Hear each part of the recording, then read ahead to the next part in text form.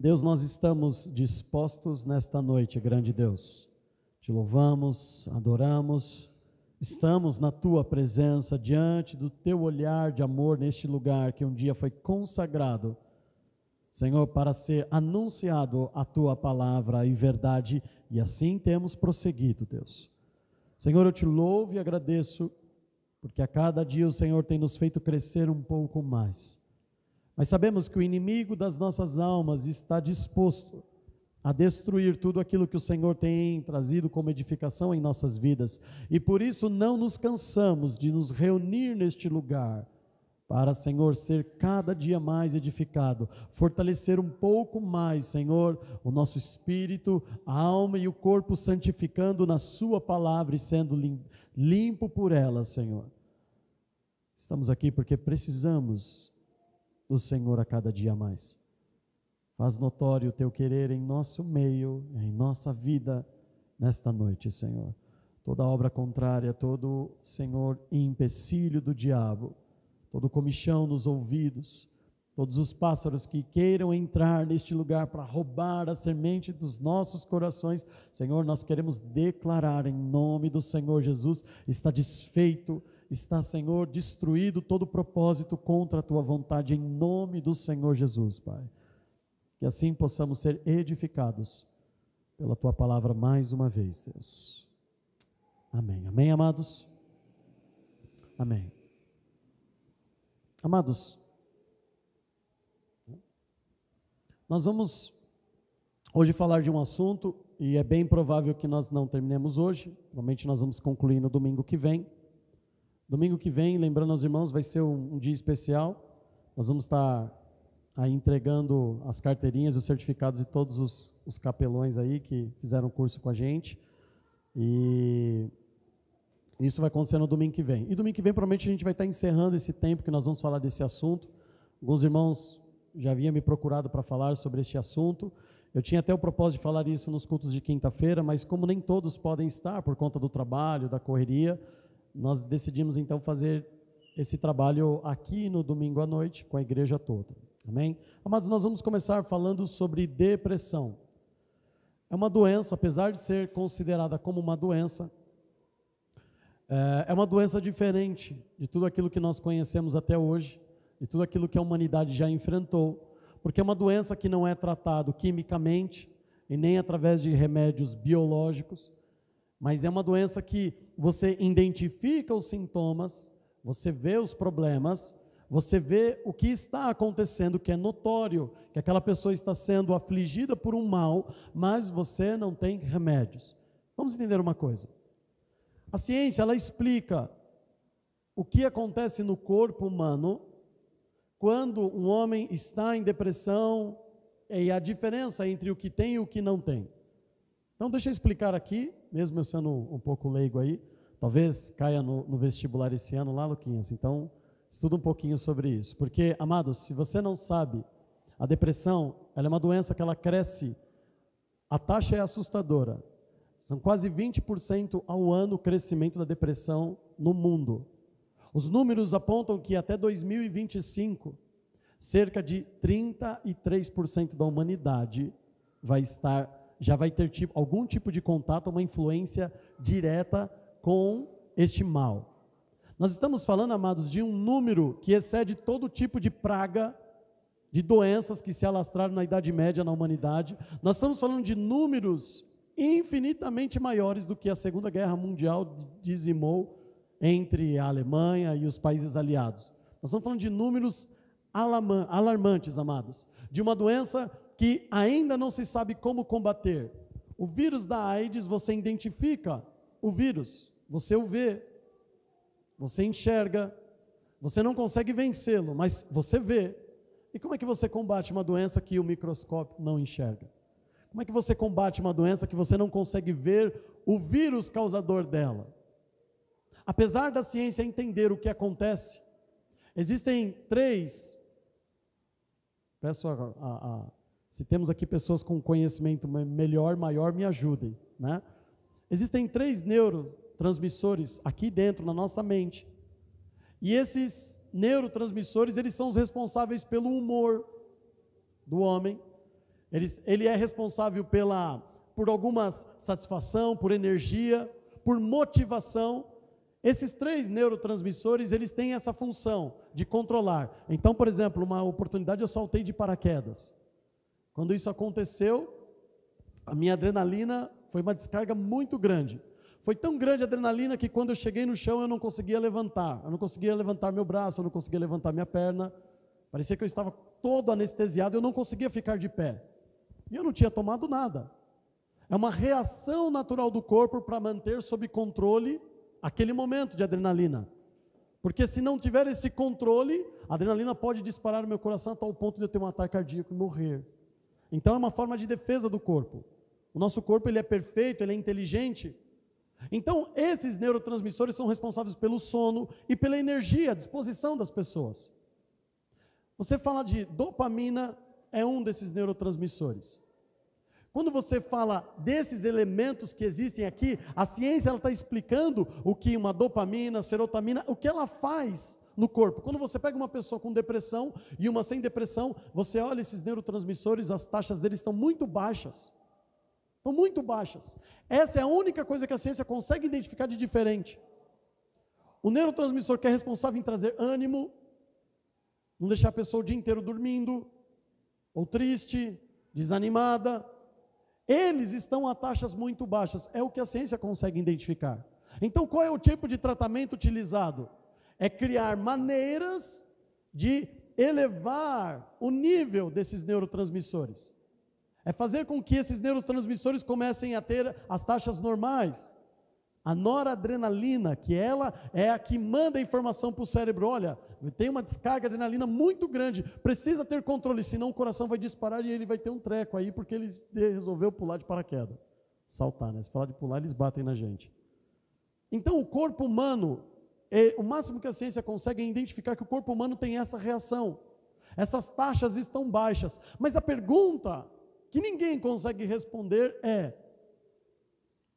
eu dou um remédio para elevar as taxas, mas depois que o efeito do remédio passa, o que acontece? Elas voltam. O que influencia elas? O que acontece com o homem para que isso então esteja acontecendo, influenciando o homem a não ter mais satisfação de vida? Lembrando, amados, que isso não é algo que foi criado no século 21. A depressão ela já existe há muito tempo. A depressão, biblicamente, historicamente, você vai ver muitas pessoas ao longo de muitos anos, séculos e séculos, ela já existe, mas ela não estava se alastrando como está hoje. Ela não está crescendo como cresce hoje. E isso está, amados, causando muitos problemas. Por quê? Porque não se sabe como combater. Não se sabe como lutar com uma doença como essa. Aí a ciência vem e fala assim, o que reduz as taxas de todos esses neurotransmissores é a ansiedade. A pessoa ela é muito ansiosa. Então, a ciência, eu fiz questão até de escrever para não me esquecer aqui, amados, dos principais pontos que a ciência fala que é o causador da depressão. Diz que a ansiedade é um fator de depressão. Você é muito ansioso, cuidado, você pode ficar depressivo. Ela diz também que questões emocionais não resolvidas também é um fator que pode levar o homem à depressão. Questões emocionais não resolvidas. Problemas emocionais, quase todos nós temos. Mas coisas que não estão resolvidas. Coisas que estão sepultadas. Que foram esquecidas e simplesmente ignoradas. Perda de pessoas muito íntimas e próximas, pessoas importantes. Isso também a ciência identifica como um dos causadores de depressão. E um outro ponto que eu quis destacar aqui é que um dos fatores que a ciência diz que produz depressão no homem é uma autocobrança excessiva por resultados, por atingir metas, por conseguir produzir isso. Você mesmo, não é que a empresa está te cobrando, você naturalmente exige muito do seu corpo, exige muito da sua capacidade. Você exige tanto, é tão excessivo isso, que isso vai acabar uma hora realmente minguando todas as suas energias e motivação. A ciência descreve estes 4 pontos como os principais. E talvez você possa pensar que, isso aqui eu acho que não tem nada a ver, isso é uma furada. Como que eles chegaram a esse número? Amados, entendam, esse assunto ele é muito sério, por isso eu fiz questão de saber o que o mundo lá fora está falando, o que médicos, o que especialistas estão falando isso, para vocês enxergarem que o que a ciência é. Para aqueles que não sabem, tá? A ciência ela foi criada por cristãos. Os primeiros eram cristãos, e depois ela foi se tornando um antro de ateus. Mas os primeiros e os maiores, e até os cientistas venerados pela ciência moderna, são todos cristãos. O que é a ciência, senão a explicação técnica daquilo que nós aprendemos na Bíblia? Quando você começa a ler Gênesis 1, a Bíblia diz que Deus pega a água que estava debaixo, e Ele começa a tirar a água do mar e colocar na expansão, que hoje nós conhecemos como atmosfera. Ele começa a tirar a água do mar e criar toda a atmosfera que nós conhecemos. Todo o hidrogênio, a água, ele começa a fazer isso. A ciência vem e explica que foi dessa forma. A Bíblia vem e fala a mesma coisa. A ciência existe para explicar tecnicamente aquilo que Deus fez no estalar de dedos, ao declarar uma única frase. Então entenda, amados. Vocês vão perceber que esses elementos que eu fiz questão de trazer em destaque aqui, esses 4 pontos, ansiedade, a dificuldade de administrar a perda de uma pessoa muito querida e muito próxima, uma cobrança e exigência exagerada daquilo que você tem que produzir. E também, amados, esse ponto que são questões emocionais não resolvidas. A ciência coloca isso como os 4 pilares que levam o homem à depressão.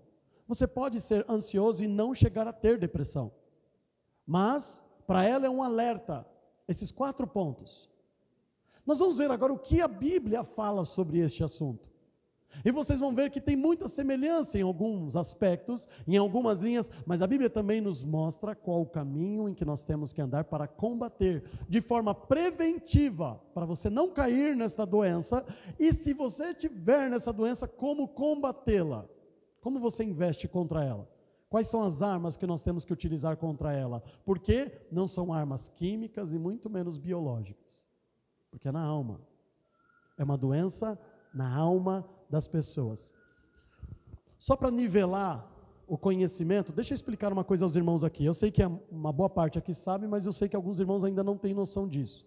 O homem ele é feito de corpo, alma e espírito, ok? Vamos lá. O que é o corpo? Corpo é a matéria, osso, tecido, órgãos, ok? Isso aqui, tudo isso aqui que você está vendo é corpo. Quando você morrer, vai ficar lá, vai virar pó de novo, vai se decompor. O homem é feito de corpo, matéria. O homem é feito de espírito. Que espírito é esse? Espírito Santo? Não. Esse espírito é o fôlego de vida, é a vida que existe em nós.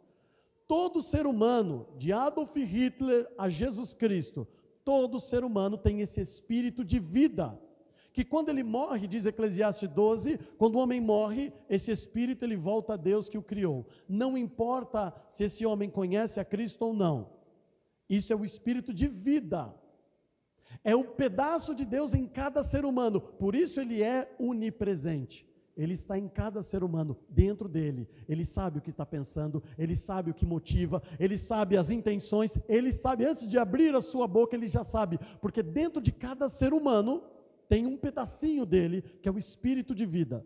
Nós somos feitos de corpo, matéria, espírito, que é um elemento, um ser que vem de Deus e que nos mantém vivo, e alma. Quem é a alma? Você, eu. Ela é eterna. Mas e o coração? O coração é onde nós tomamos as decisões na nossa vida.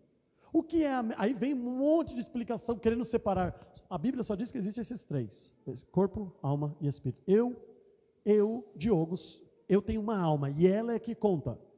É lá onde eu tomo as decisões, é lá onde eu faço as escolhas. É ela que vai para a eternidade com Deus ou não? O espírito vai voltar para Deus.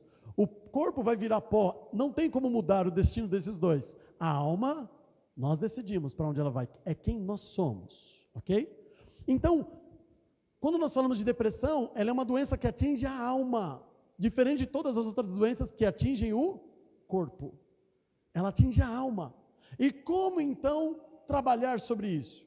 Vamos abrir as nossas Bíblias no Salmo 42. É um capítulo maravilhoso que nos ensina muito sobre depressão. Salmo 42.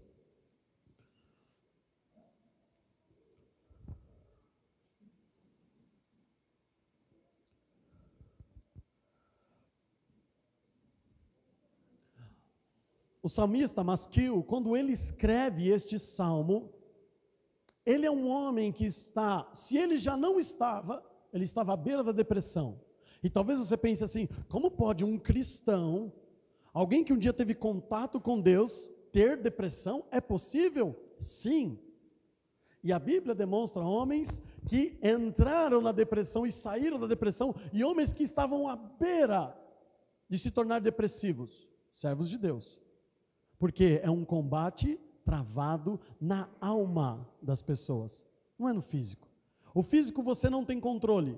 Desculpa, amados, eu vou falar algo aos irmãos. Não existe receita bíblica para impedir que um câncer venha sobre a sua vida. Não existe. Por quê? Porque baseado no que você come, baseado no seu estilo de vida, às vezes vai ser inevitável, você vai colher o que você está plantando. Às vezes, por derivação genética, você herda dos seus pais, mulheres, o câncer de mama tem esse como indicador. Então a Bíblia não fala assim, se você fizer isto, nunca vai te acontecer nada. A Bíblia diz que quando nós vivemos por esta palavra, ela é um remédio para o osso, para a medula dos nossos ossos, ela é saúde. Então entenda uma coisa, todas as vezes, presta atenção, amados, todas as vezes que nós falamos de doenças físicas, a Bíblia não garante, a Bíblia não traz garantia de, olha, se você fizer isso, nunca vai acontecer. A Bíblia não traz essa garantia. Já a depressão, sim. Por quê? Porque ela tem que ser combatida na alma, ela é uma decisão minha e não existe remédio, é só quem está na depressão que pode sair dela. Presta atenção na diferença disso. Se eu estou acometido por uma doença, por mais que eu tome remédio, faça quimioterapia, não importa, ser curado dessa doença não depende de mim, depende do efeito do remédio, como meu corpo vai reagir, não é uma decisão minha. A depressão é uma doença que depende, sair dela, se livrar dela, depende somente daquele que está neste processo, de uma decisão dele, de um comportamento dele. Não existe nenhuma influência de fora para dentro, um remédio, alguma coisa que você fale, um conselho que mude tudo. Não! Só pode ele tornar isso diferente. Olha o que diz aqui no capítulo 42, o Salmo 42, é o Salmo de Masquil, a partir do versículo 1. Vamos ler o versículo 1 e o versículo 2. Como o servo brama pelas correntes das águas, assim suspira a minha alma por ti, ó Deus. A minha alma tem sede de Deus, do Deus vivo. Quando entrarei e me apresentarei ante a face de Deus? Olha que interessante. Existe um princípio que não pode ser revogado. Numa certa oportunidade, nós falávamos sobre isso aqui. Todas as vezes que você tira um animal do seu habitat natural, ele morre. Tira o peixe da água, ele morre. Pega um cachorro e joga ele num alto mar, ele morre. Pode ficar ali um pouquinho, sobreviver, ele vai morrer. Todas as vezes que você pega um ser, um animal ou um ser vivo, e você tira ele do ambiente natural, ele morre. Se você pegar o teu dedinho e cortar ele fora, o corpo vai sentir, mas ele vai sobreviver. E o que acontece com o dedo que foi cortado? Ele morre. Por isso que nós temos que ser enxertados na videira. Eu preciso estar conectado com Deus, porque Ele é a fonte de vida, a nossa origem, a raiz, o início de tudo, nós estávamos conectados com Ele, e nós saímos desta fonte, nós estamos desconectados dessa fonte. Por isso eu preciso voltar para uma questão de sobrevivência. Tudo vai começar a dar errado, os sistemas vão começar a falhar, Tudo vai começar, vai ser uma reação em cadeia, que pode levar 20, 30, 40, 50 anos, mas vai começar a falhar tudo, porque esta máquina, ela foi criada para ser conectada com o seu Criador, e a partir do momento que isso não acontece, ela começa a dar defeitos, ela começa a falhar, porque ela depende da sua origem. Se você cortar o galho, ele morre. Se você pegar um galho cortado e enxertar de novo, por incrível que pareça, ele continua, ele tem ali a possibilidade de sobreviver, de voltar, se conectar e ligar novamente, chamado enxerto. O problema da depressão é que o homem que foi desconectado da sua origem, do seu habitat natural, ele está começando a sofrer naturalmente. Por quê? Porque a origem dele foi arrancada. O que ele está dizendo aqui? A minha alma não é o corpo. Ele não diz que ele acorda com vontade de ler a Bíblia. Ninguém acorda com vontade. Quando você pega o Salmo 1, bem-aventurado o varão que não anda segundo o conselho dos ímpios, nem se detém no caminho dos pecadores, nem se assenta à roda dos escarnecedores.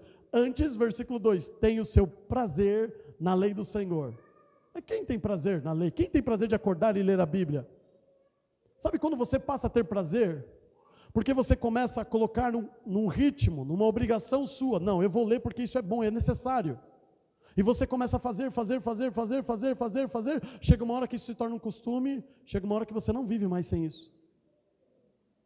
Chega uma hora, até essa semana eu estava falando sobre esse texto, ministrando, né, lá com o Neto, e eu estava falando sobre o Salmo 1.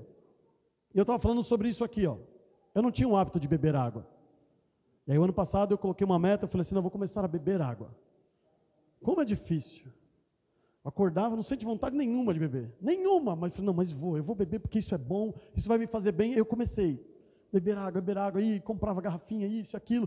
E foi. Mudou o costume. Hoje eu almoço, janto, bebo 3, 4 litros com uma facilidade. Eu não consigo mais ficar sem isso. Eu tenho prazer em beber isso aqui. Prazer. Não é que você vai acordar, nascer com prazer. Ele está dizendo que a alma dele, ele não tem. Você vai ver no decorrer do texto. Ele não acorda morrendo de vontade de ler a Bíblia, de buscar o Senhor. Mas a alma dele, lá no profundo, ela sabe que ela precisa. Ela sabe que o habitat natural dela está desconectado e ela está sofrendo.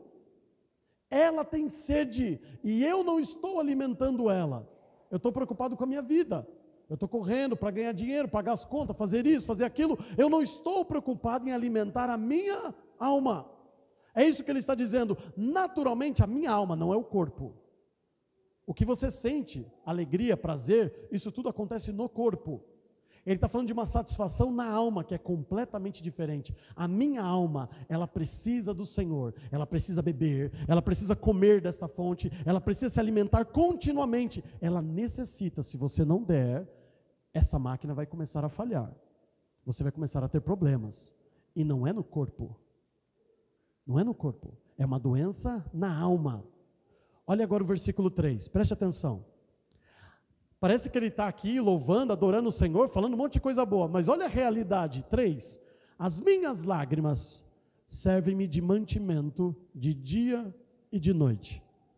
Porquanto me dizem constantemente, onde está o teu Deus? Vamos resumir esse versículo 3? Frustração. Todo dia eu choro, todo dia eu fico angustiado.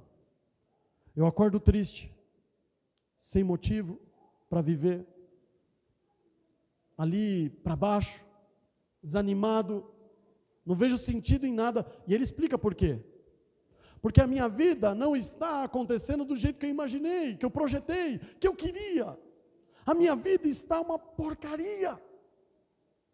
Não era isso que eu queria, não foi isso que eu planejei quando eu era um adolescente, não era isso, eu me imaginava muito diferente com 30, 40, 50, 60 anos, e olha o que eu estou vivendo. Ele diz que todos os dias, as lágrimas dele é que alimenta ele, é uma angústia contínua, mas ele explica o motivo. Ele diz aqui que o motivo é, ele está sofrendo afrontas, as pessoas, talvez a sua má consciência, está acusando ele. Cadê o seu Deus? Roubaram tudo que você tinha. Seus filhos morreram da noite para o dia e você é fiel ao Senhor. Amaldiçoa o teu Deus e morre. Percebe, amados? Entenda uma coisa. A doença é na alma. E ela é combatida na alma e fora. Fora é o resultado. Vocês vão entender. A frustração é um dos princípios claros e evidentes para o caminho da depressão. E o que é a frustração, se não uma alta expectativa que você tinha que não foi atendida? E os 66 livros nos ensina que nós não temos que criar expectativas. O que eu tenho que fazer com o dia de amanhã? Mateus 6,34.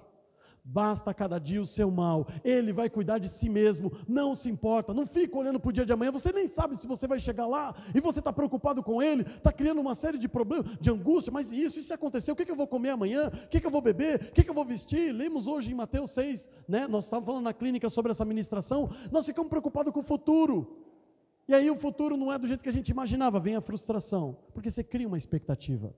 A Bíblia não nos ensina a criar expectativa. A Bíblia nos ensina a entregar tudo nas mãos do Senhor e o que Ele fizer está bem feito. Ponto. Ah não, mas Deus, eu esperava que com 30 anos eu já tivesse a minha casa. Senhor, eu esperava que com 40 anos eu tivesse já aposentado.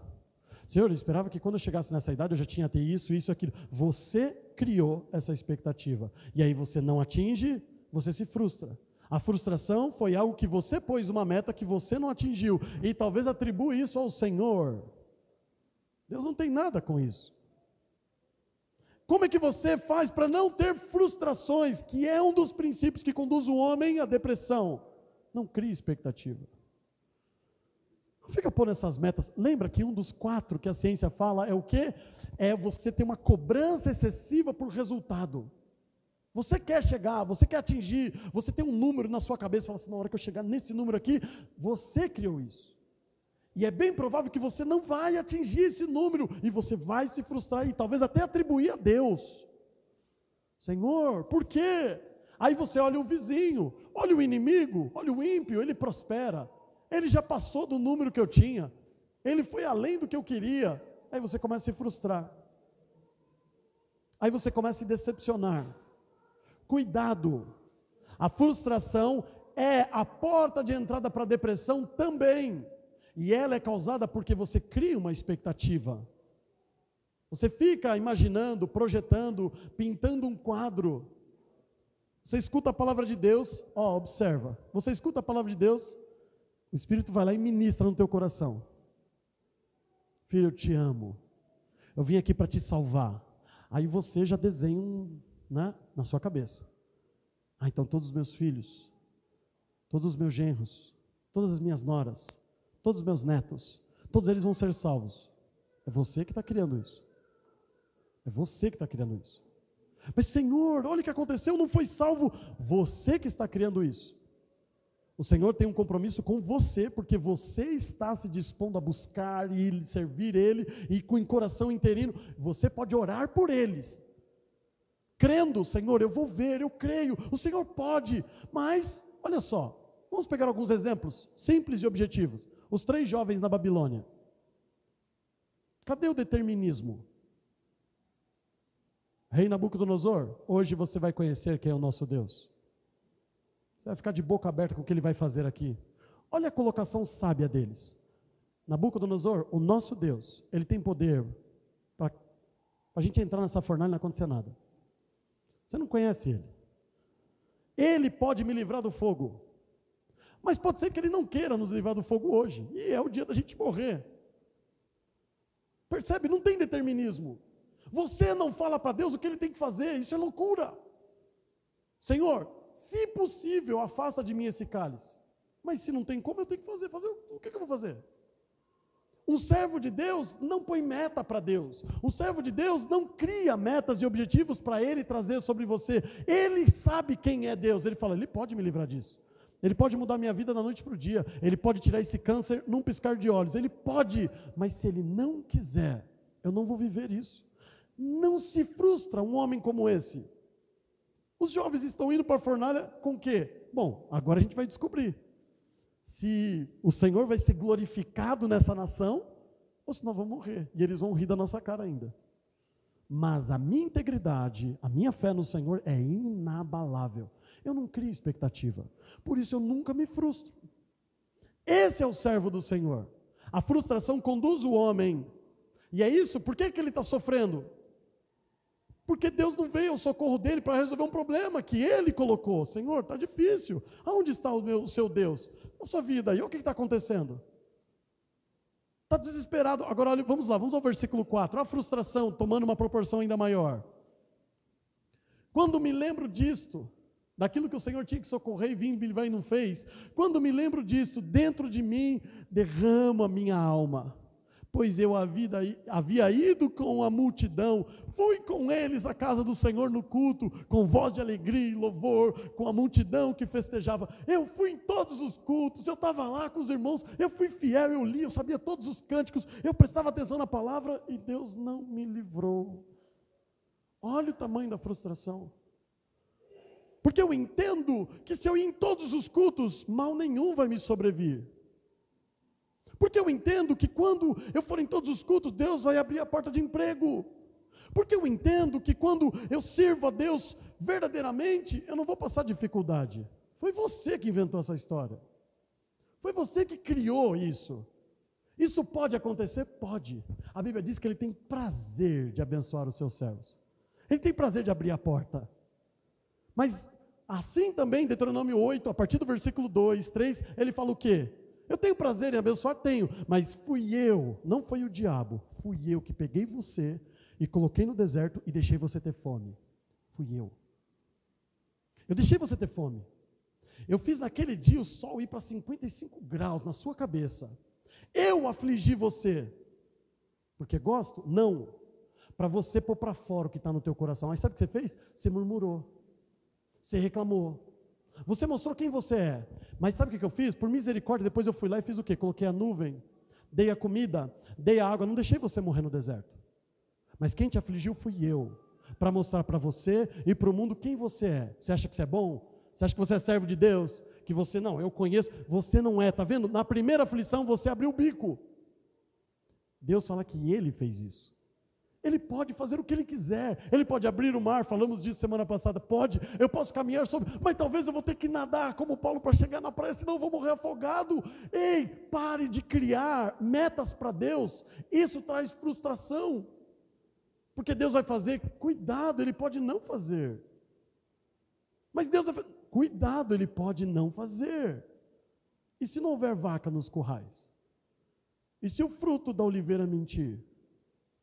E se quando você for comer ele estiver podre? E se o que você tem for roubado? Também está na Bíblia. Eu posso declarar que mesmo que tudo isso aconteça, todavia eu me alegrarei e exultarei no Deus da minha salvação. Senhor, tira esse espinho da carne, arranca isso de mim. Por 3 vezes eu pedi ao Senhor e o Senhor falou o quê? A minha graça te basta. Não vai mudar nada, vai continuar do mesmo jeito. Você vai continuar sendo humilhado, espancado, vai ser desse jeito, Paulo. Eu decidi que é desse jeito com você e pronto. Porque se você tiver mamãozinho com açúcar, você começa a ficar arrogante, Paulo. Se eu der um pouquinho de espaço para você, você começa a se inflar. Então eu tenho que te humilhar toda hora, senão você perde o foco. O problema é seu. Quem mandou você ser assim? Quem mandou você ser assim? Nem todos tiveram que viver o que ele viveu.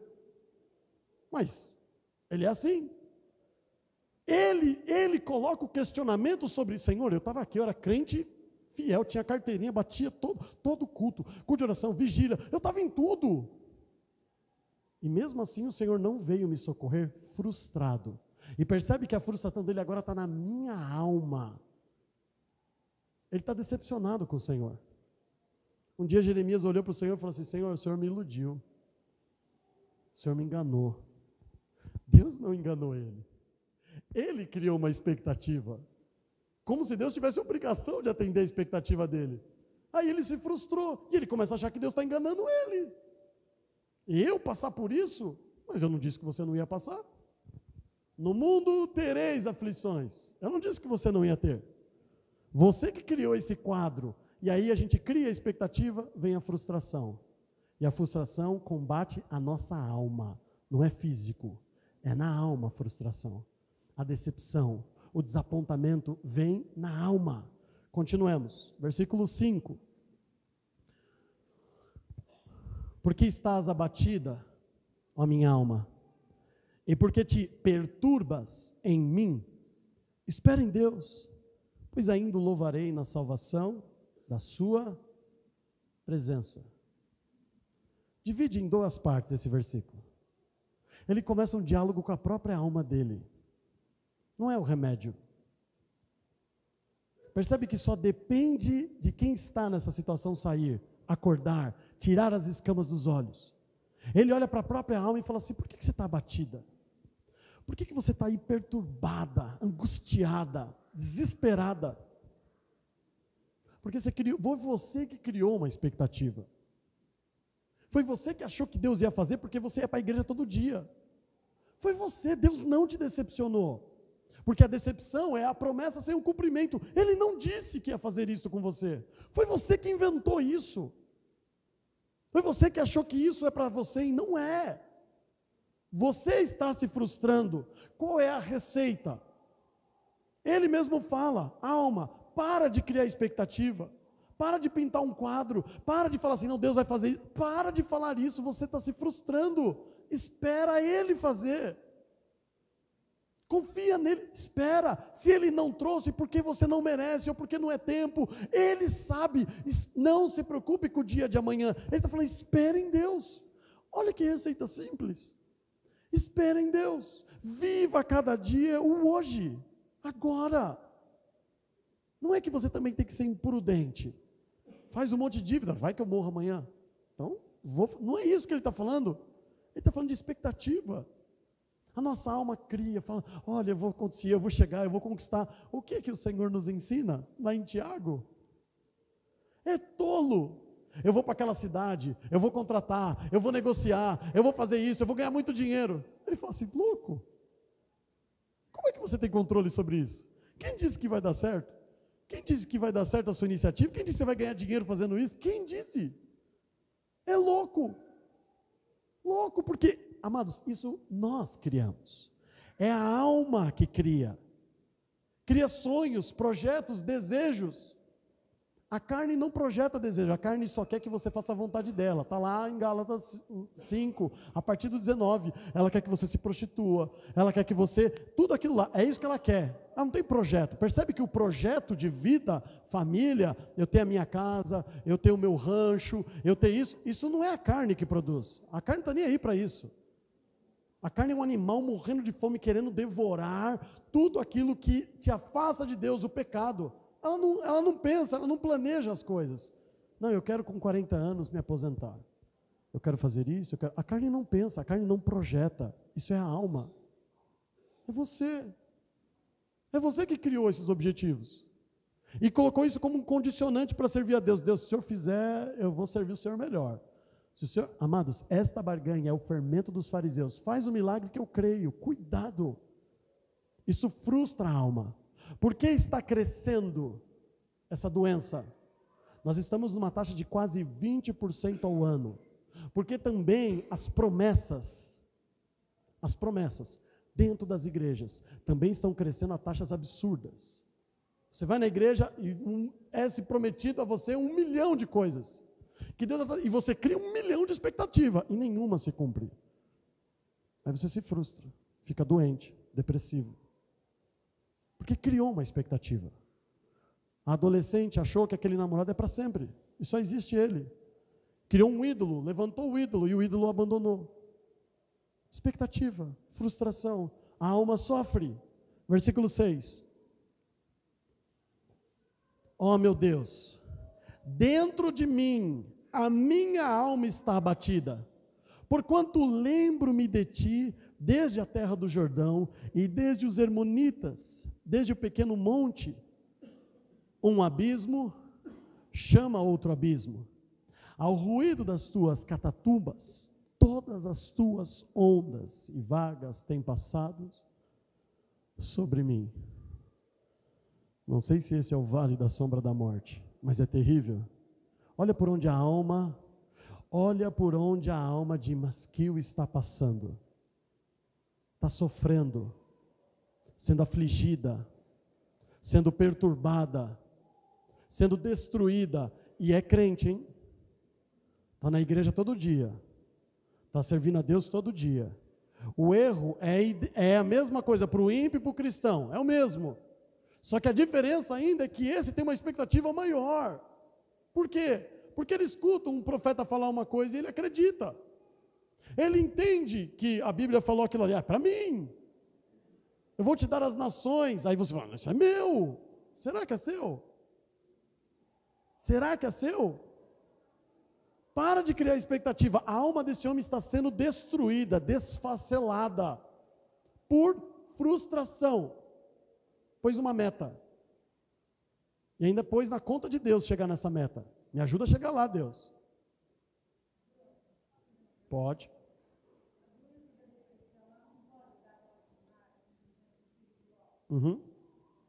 Vamos lá, sim. A gente vai chegar lá. Por quê? Quando nós falamos da alma, a alma não é matéria, é espírito, é abstrato, não é matéria, não é isso aqui. Ok? Nós vamos chegar lá. O tratamento, a maneira de corrigir, está na alma, é no espírito. Existem problemas relacionados a isso que são de possessão demoníaca? Também existe. É raro, mas tem.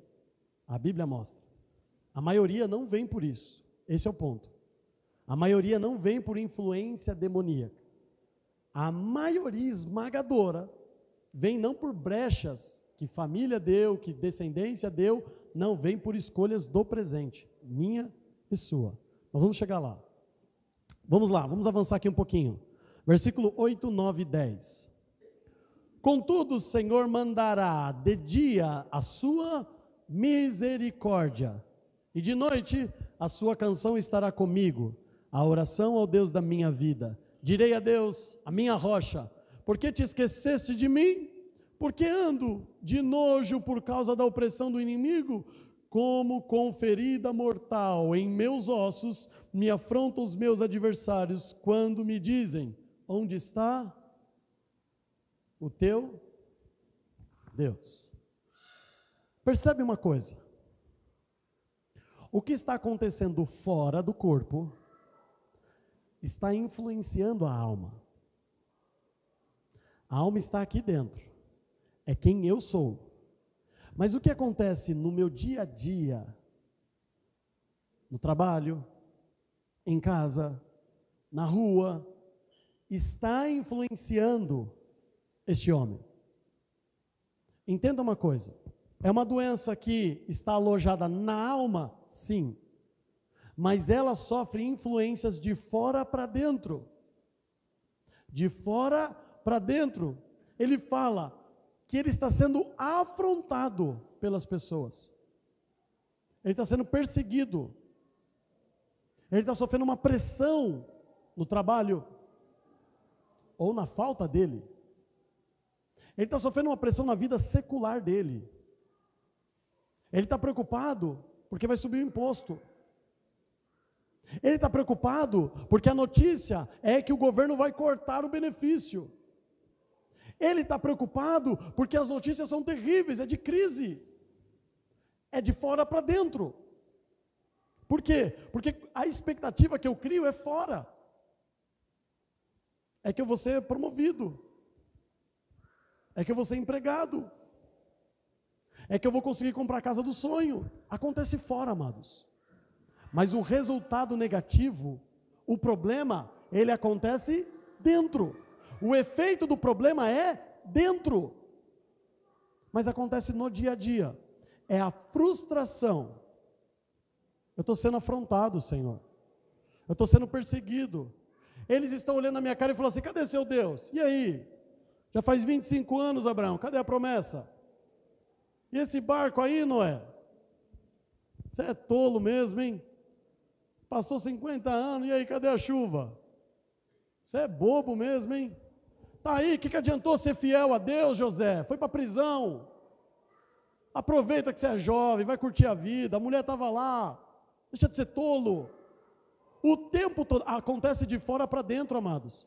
Não é a alma dele que está cobrando ele. A alma dele é quem está sofrendo, ele está sofrendo. A comunhão dele com Deus está sendo confrontada. Ele está questionando a existência de Deus. Ele está questionando se Deus realmente é tudo isso que ele ouviu falar por tanto tempo. Por quê? Porque tudo está dando errado fora. Será que tudo está dando errado ou somos nós que estamos colocando objetivos demais? Presta atenção. O Senhor chama o rico de louco e insensato. Qual foi o problema dele? O problema dele é que o que Deus deu para ele já era mais que o suficiente. O que o Senhor fala na sua palavra? Se você tem o que vestir e o que comer, esteja satisfeito. Se você está satisfeito porque você tem o que comer e o que vestir, você não tem frustração. A colheita foi muito boa. A medida ela é transbordante. É tão lógico isso, amados. É tão lógico isso. E o homem não entende. É boa? É boa. Não cabe nem no seu celeiro. Celeiro já é uma coisa grande. O que você faz? Derruba e faz um celeiro maior. Você tinha que ter dividido. O que o Senhor fala para ele? Você é louco. Você é insano. Você não percebe que hoje você assinou seu atestado de morte. Você vai morrer porque você é mesquinho, é avarento.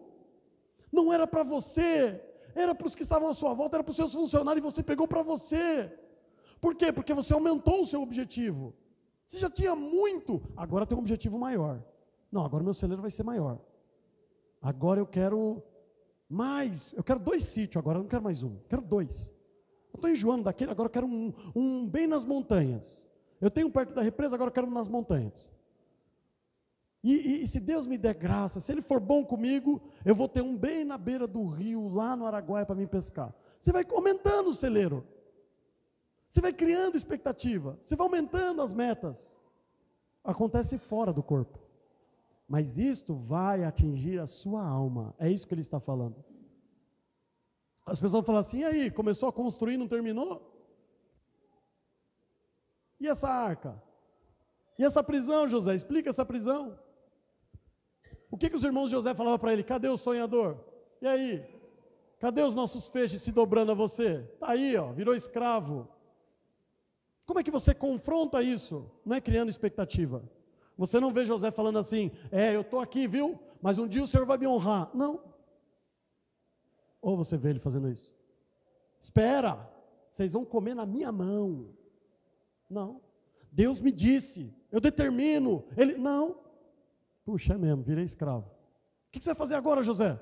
Você é escravo. O que eu vou fazer?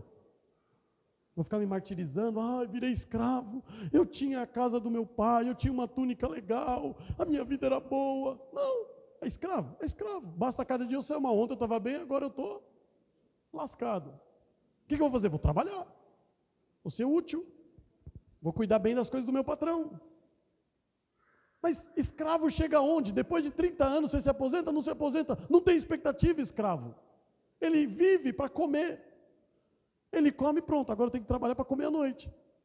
Não tem expectativa. Por que o Senhor nos chama de servo, amado? Porque servo não tem objetivo, não tem expectativa, não tem projeto, não tem ambição, não tem nada. Ele só come e vive à vontade do seu Senhor. Entende por que tem que ser servo? A gente põe as metas, a gente põe os objetivos, a gente fala, eu vou chegar lá, eu vou ser grande. Quem disse? Aí ele termina, vamos aqui ao versículo 11. Ele volta a essa declaração de novo, porque estás abatido, a minha alma, e porque te perturbas dentro de mim. Qual é o conselho? Espere em Deus, pois ainda o louvarei, Ele é a salvação da minha face e o meu Deus. Ei, não se desespere, espera nele. Pode ser que Ele te livre da fornalha, mas se Ele não te livrar, você vai ser salvo. Olha que bênção. Pode ser que você deixe de ser escravo, mas se não for também, se aquele sonho foi uma viagem sua, ei José, se aquele sonho não tinha nada a ver, foi coisa da sua cabeça, também pouco importa, amados. Um dos principais, se não o principal fator da depressão, É essa expectativa. São os sonhos, são os projetos, o plano de vida que você põe e de repente você vê as coisas ruindo. Enquanto você está no caminho, você não se frustra. Só que quando começa a chegar o dia, o tempo de você atingir a meta, ao invés de você ter o que você esperar, você não tem. Aí você começa a ficar desesperado. Aí acontece ainda coisa pior. Aí perde o emprego no meio do caminho. Aí a esposa fica grávida. Aí recebe a notícia que o aluguel vai aumentar. Só vai piorando. E aí o que acontece? Você entra em desespero. Qual é o conselho dele para esse homem que está falando com a sua alma, que está entrando em aflição e depressão? Espera em Deus. Espera. Você pode fazer alguma coisa? Não, eu estou desesperado por isso, porque eu não sei o que fazer. Então não faça nada. Olha que conselho bom. Não sei o que fazer. Não faz nada. Espera. Olha para a tua salvação. O dia que você estiver triste, sabe o que isso eu vi, inclusive tem um filme que fala sobre isso, e isso eu vi num livro de um bilionário. Olha o que ele fala. Ele falava quando ele estava muito triste, quando ele estava decepcionado com os filhos dele, quando ele estava chateado. Com o dia dele, aconteceu alguma coisa, ele estava chateado. Mas sabe o que ele fazia? Ele dizia que ele abria o laptop dele, aí ele olhava o saldo da conta bancária dele. Ele ficava olhando. Ele fala que ele já ficou 5 horas só olhando para aquele saldo. Ele ficava olhando e falou assim, para quê? Para se motivar. Para se motivar. Ele olhava para ficar feliz. Ele olhava e falava assim, ó o que eu conquistei, sou bom, hein? Era um exercício, e ele ensina isso no seu livro. É um exercício para ele se motivar. Sabe qual é o exercício que ele está recomendando aqui? Quando você estiver desesperado, tá ruindo tudo está afundando, para, espera. Faz o seguinte, olha para a tua salvação. Se tudo der errado, pelo menos eu sou salvo. Quer coisa melhor que isso? Comece a olhar para a tua salvação, você vai ver que você vai começar a se encher de ânimo. Você vai ver que vai começar a mudar. Não é o remédio, não é a mãe que vai fazer isso por filho, não é o filho que vai fazer isso pelo pai, não é o genro, não é ninguém, é o homem que está sendo afligido. Ele tem que parar e olhar e falar assim, tá, mas eu sou salvo, tá bom demais, tá ruim, mas tá bom, qual o problema? Amados, eu quero falar de algumas ações bem objetiva e direta antes de nós terminarmos hoje, pelo menos de mais uma. Abra a tua Bíblia em Tiago, um dos últimos livros da Bíblia, capítulo 5. Capítulo 5.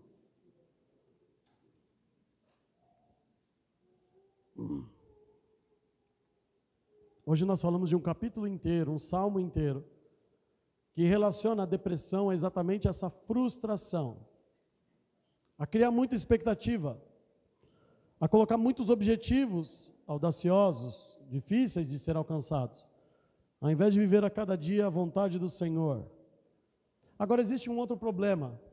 Capítulo 5, presta atenção aqui, amados, de Tiago, versículo 16. Ações que atraem a depressão. Confessai as vossas culpas uns aos outros, e orai uns pelos outros, para que sareis. A oração feita por um justo pode muito em seus efeitos. Como é que pode? Ele não está falando de doença física. Você fez alguma coisa de errado. Você prejudicou alguém. Você falhou com alguém. Você traiu a confiança de alguém. Você mentiu para alguém. Você prejudicou alguém. Qual o conselho dele? Pega essa pessoa. Confessa a sua culpa. Falhei com você. Menti para você. Eu te enganei. Ore um pelo outro. Se você não fizer isso, você não vai ser sarado. Ele não está falando de gripe. Ele não está falando de AIDS. Ele não está falando de câncer. Ele está falando de doença na alma. O ódio, o rancor, a ira, uns contra os outros, destrói a sua alma. Quer um exemplo? Nós vamos trabalhar nele na semana que vem. Davi matou Golias. Ele agora é visto de forma diferente em Judá, em Israel. Ele é o cara que nos livrou. Se meu filho está vivo e eu não sou escravo, eu devo a ele. As mulheres começam lá no capítulo 18 a fazer cânticos para ele. Saul é bom, matou gente, mas Davi é muito maior que Saul. Saul começa a ouvir isso e começa a ficar indignado. O coração dele começa a se encher de ira. Ele começa a ficar com raiva. Ele começa a olhar para aquele menino que salvou a coroa dele. Era para ele lutar contra Golias. Ele se acovardou e Deus, por misericórdia, mandou um menino e ele livrou Israel, o seu reino. Ele deveria ser grato. Ele começa a ter raiva dele. Ele começa a ter ódio. Ele começa a julgar o menino que só fez coisas boas para ele.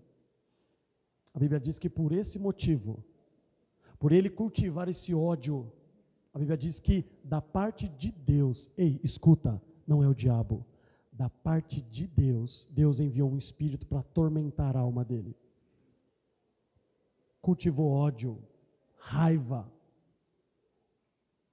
Não conseguia viver em comunhão com um menino maravilhoso como ele. Por que foi rejeitado o seu irmão mais velho? Vai ver como ele trata Davi quando Davi vai lá para defender ele. Você veio aqui porque você quer ver o circo pegar fogo, né? Você veio aqui porque você quer ver guerra, você quer ver sangue. Você abandonou as ovelhas. Ele deixou com um homem cuidando. Ele foi lá para cuidar dos irmãos dele, para se preocupar com ele. E como é que estava o irmão mais velho dele? Vendo coisa que não existia, com raiva, com rancor. Aí você entende porque ele fala para Samuel, Samuel, esquece isso aí. Isso aí eu já rejeitei faz tempo, isso aí não presta não. O coração dele é ruim, não serve para nada. Aí chega Saul e devendo ele ser grato, cultivar amor, gratidão pelo que Davi fez, tem raiva, tem ódio. O espírito vem maligno e começa a afligir a alma dele. E ele começa a viver perturbado. E olha a ironia, sabe qual era o momento de paz dele? Quando Davi tocava a harpa. Isso é o que deixava ele ainda com mais raiva. O único remédio para combater essa aflição na sua alma era o homem que ele odiava. Por que Tiago está falando isso? Confessa, Davi, eu tenho pensado coisas terríveis a teu respeito. Eu tenho deixado a ira, o sol está se pondo e a ira está crescendo no meu coração. Eu não gostei daquilo que as mulheres fizeram. O que eu faço? Me ajuda, me perdoa. Davi, deixa que eu vou falar com as mulheres. Acabou esse cântico agora. Vamos orar junto? Foi sarado? Não. Ficou com mais raiva. Ficou com ódio. Começou a falar mal dele para os outros. Começou a jogar um contra o outro. Qual é a identidade dos discípulos do Senhor? Nisto sereis conhecidos. Como é que o mundo vai saber que eu sou discípulo de Jesus quando eu amar um ao outro? Quando você me amar, quando eu te amar, o mundo vai falar assim, ó, é de verdade, viu? Aqueles ali são de verdade. Se tem ódio, se tem raiva, cultiva. Ele fala o quê? Se você não pedir perdão, se você não consertar, se você ficar cultivando essa raiva, esse ódio, você não vai ser sarado. Sua alma vai adoecer. Vai adoecer. Muitas pessoas, aliás, do nível que eu conheço, eu estou dizendo que isso de uma forma global.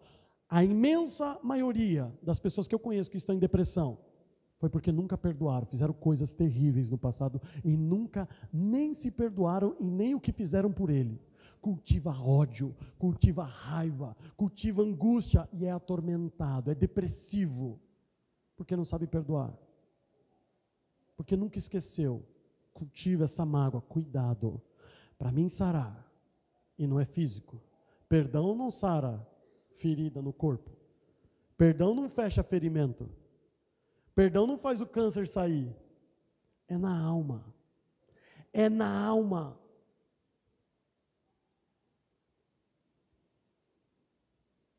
Quando Maskil fala sobre isso, amados, nós estamos criando muitas expectativas. Nós estamos elevando demais os nossos objetivos. Nós estamos exigindo muito de nós e de Deus. Nós vamos nos frustrar. E a frustração vai afligir a nossa alma. Vai adoecer a nossa alma. A falta de perdão, a falta de comunhão, esse ódio, esse rancor que nós temos pelo próximo, isto adoece a nossa alma. Isso destrói o homem. A ciência acha que é algo para aumentar a dopamina. Tá bom. Quando passar o efeito vai baixar. Você não tem ideia como fortalece. Você não tem ideia como você é abençoado, como você consegue uma motivação indescritível quando você dá o outro lado da face. Estevão morreu com prazer, pedindo que Deus perdoasse aqueles que estavam apedrejando ele. Ele estava sendo apedrejado e talvez homens que já viveram sobre essa terra nunca tiveram uma satisfação que ele teve na sua morte. Tem gente preocupada, na hora de morrer vai sofrer muito. Estevão estava tendo uma descarga de alegria e de amor na sua morte, sendo apedrejado, não guardou nada, a alma dele não estava afligida, nada. A satisfação e o prazer, amados, contempla tudo e não traz frustração, decepção. Nós vamos combater a depressão, não com remédio, é atacando a alma. Ei, alma, fica quieta, espera, não põe objetivo não põe plano não interessa. Mas eu quero, e daí que você quer? Se Deus der, amém, se não der, não vai ter e pronto, vai ficar sem. Domínio próprio, a alma vai pôr planos, projetos, isso, não vai ter, não interessa, se Deus der, amém, se não der, acabou. Porque vai se frustrar. E a frustração nós vimos no capítulo 42, no Salmo 42. Mas que o mostra? Ela dilacera a alma. Dilacera. Semana que vem nós vamos retomar. Amém? Amém? Vamos orar?